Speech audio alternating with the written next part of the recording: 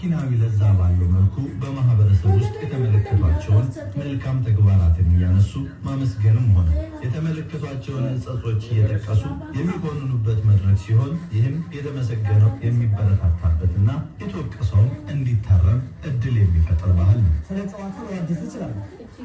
አፈለጋችሁ ደግሞ እዚያ ቦታው ላይ ያሉ ሰዎች ለምሳሌ በተፈጥሮ ሌቦች ነው